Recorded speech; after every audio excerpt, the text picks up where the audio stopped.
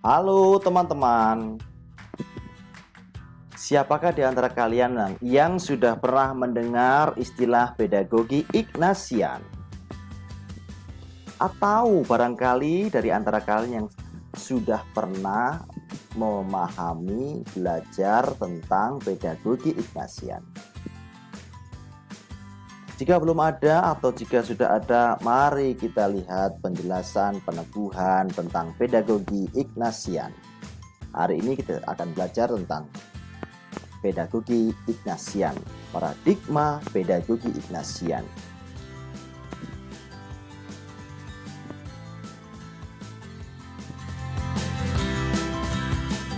Berawal dari pengertian pedagogi.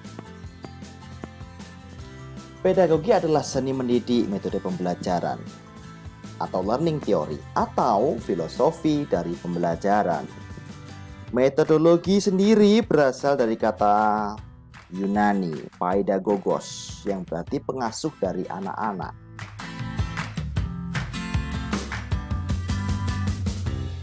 Jadi dapat disimpulkan bahwa pedagogi adalah metode atau seni pembelajaran.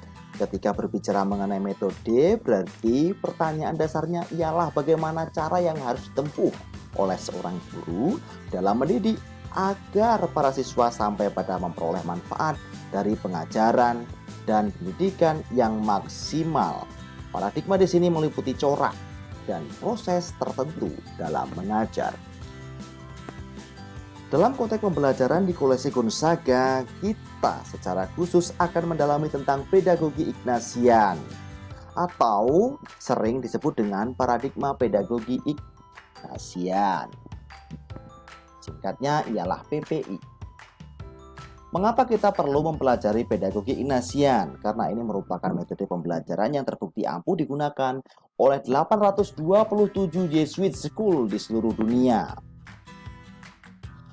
Paradigma pedagogi Ignatian atau PPI adalah cara para pengajar mendampingi siswa dalam pertumbuhan dan perkembangan, serta pembentukannya yang diambil dari latihan rohani Ignatius Loyola. Pedagogi ini sebenarnya lebih dikenal dengan pedagogi reflektif.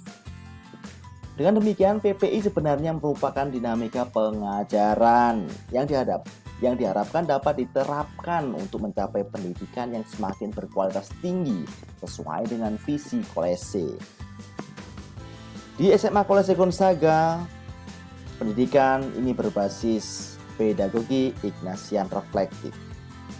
Pedagogi yang diambil dari latihan rohani Ignatius Loyola.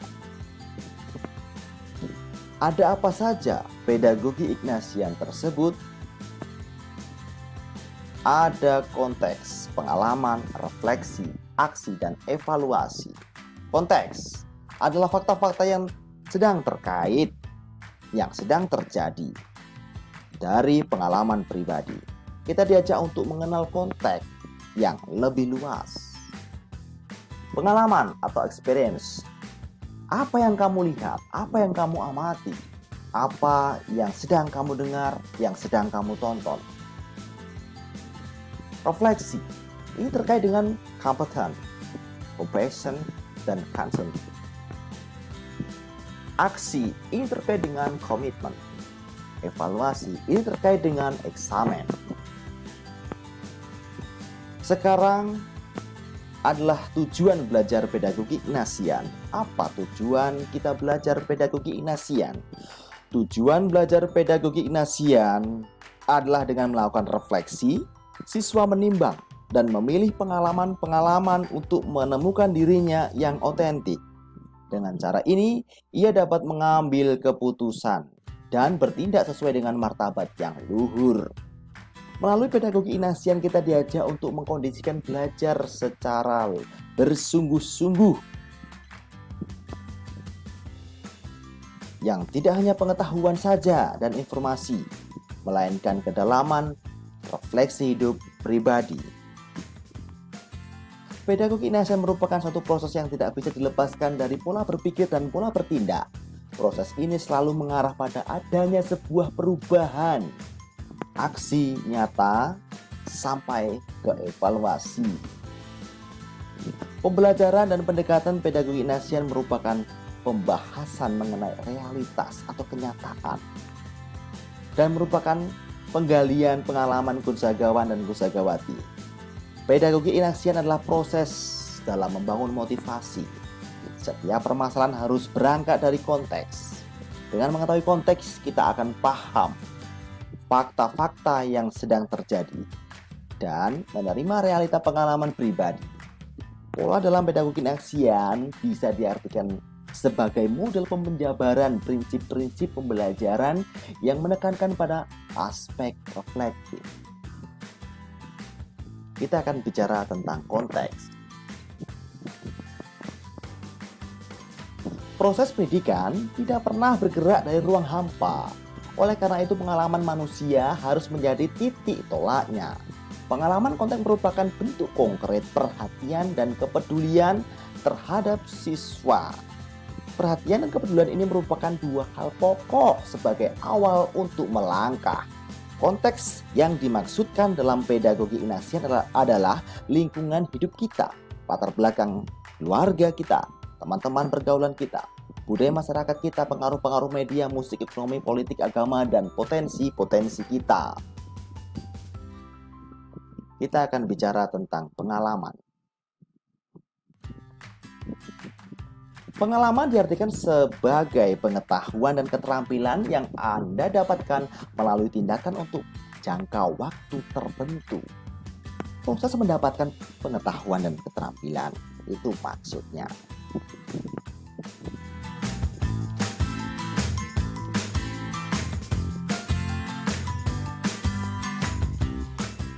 Pengalaman juga diartikan mengenyam sesuatu hal dalam batin.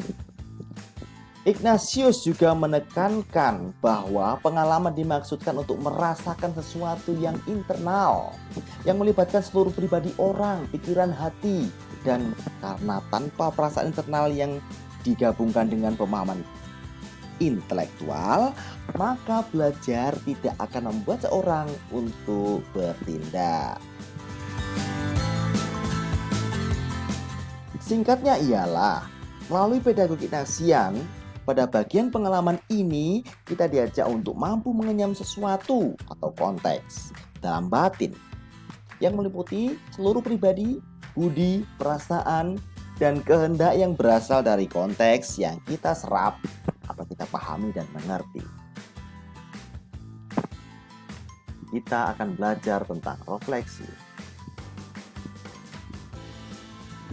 Refleksi merupakan suatu proses pemahaman yang lebih mendalam tentang sesuatu yang dialami dan kemudian mampu menimbulkan perubahan pribadi dan merupakan perubahan sikap.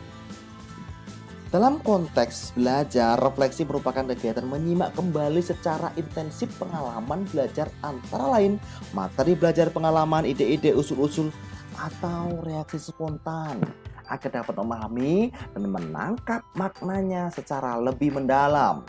Tujuan dari refleksi ini sendiri ialah 1. Memahami kebenaran. 2. Mengerti sumber perasaan dan reaksi yang dialami. 3. Memperdalam pemahaman tentang dampak yang akan ditimbulkan. 4. Memahami makna. 5. Memahami siapa diriku. Dan 6. Bagaimana seharusnya sikapku terhadap orang lain.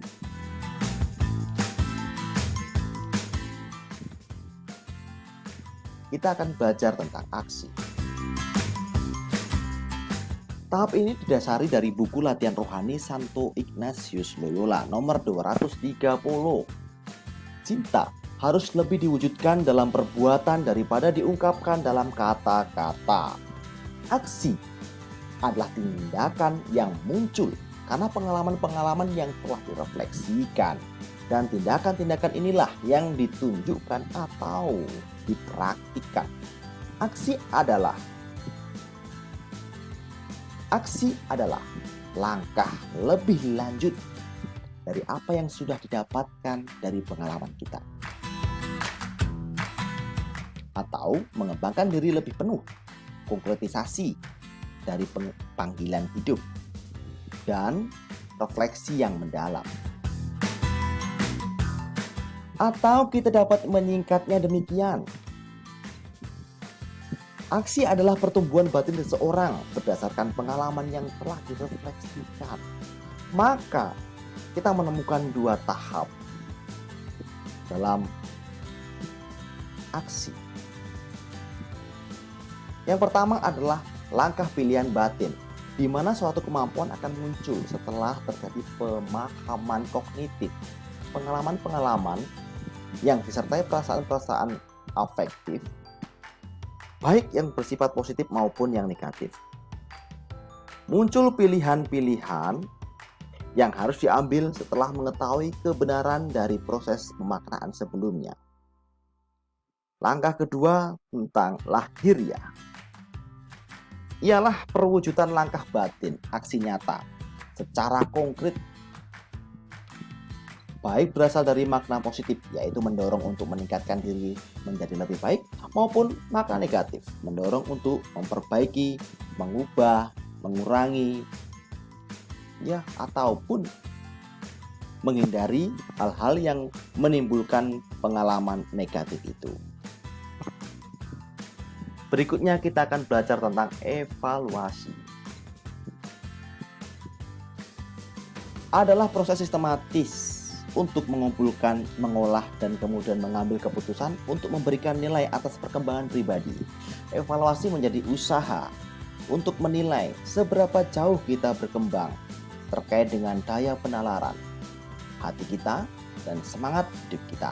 Singkatnya ialah dorongan untuk memperhatikan pertumbuhan kepribadianku secara utuh dan mengetahui kekurangan-kekurangan yang perlu ditangani.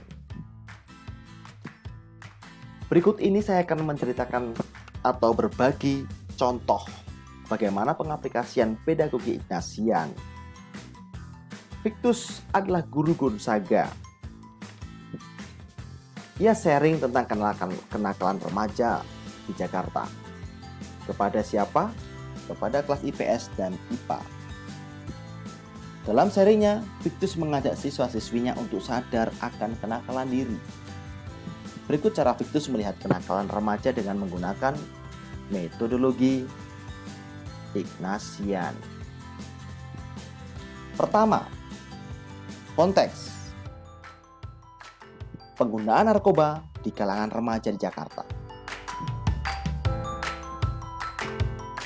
Pengalaman, setiap pribadi pernah melakukan kenakalan, termasuk saya, tetapi tidak sampai menggunakan narkoba. Saya nakal kelasnya, tetapi hanya mencuri hati wanita di bangku SMA. Tetapi saya kaget sekali betapa tawaran pergaulan yang bersifat kurang membangun banyak saya temukan di Jakarta. Refleksi, apakah mungkin karena tinggal di Jakarta, aku menjadi pemakai narkoba? Narkoba akan menghancurkan masa depanku.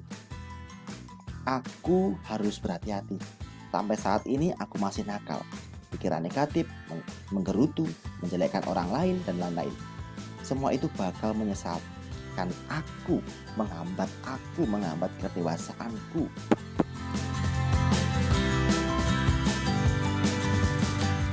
Aksi.